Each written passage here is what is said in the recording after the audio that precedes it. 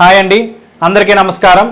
YCP ప్రభుత్వ హయాంలో తిరుమతి లడ్డు కల్తీ జరిగిందని, కల్తీ నెయ్యి వాడుతున్నారని పవన్ కళ్యాణ్ గారు ఆరోపణ చేయగా ఈ వైసీపీ నాయకులు జగన్ రెడ్డి మీద దుష్ప్రచారం చేస్తున్నారు, అబద్ధ ప్రచారాలు చేస్తున్నారని చెప్పి పవన్ కళ్యాణ్ గారు గొంతు నొక్కడానికి వీళ్ళందరూ కలిసి సుప్రీంకోర్టుకు వెళ్లారు. అయితే సుప్రీంకోర్టు సుమోటోగా కేసు స్వీకరించి సిబిఐ ద్వారా సిట్ వేసి విచారణ చేయగా నమ్మలేని నిజాలు బయటపడ్డాయి.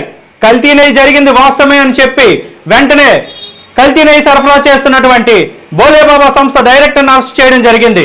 అప్పటి చైర్మన్ వైవి సుబ్బారెడ్డి పిఏను అరెస్ట్ చేయడం జరిగింది.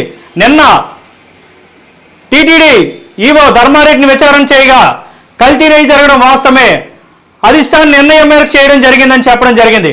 ఆ అధిష్టానం ఎవరో ప్రజలకు తెలియదా అని అడుగుతా ఉన్నా. అయితే ఇప్పుడు వైసీపీ నాయకులు నేను ఒకటి అడుగుతున్నా, మీరందరూ పవన్ కళ్యాణ్ గారికి బహిరంగ క్షమాపణ చెప్పాలి. వెంకన్న భక్తులకు బహిరంగ క్షమాపణ చెప్పి ప్రాయశ్చిత్తం చేసుకోమని అడుగుతా ఉన్నా.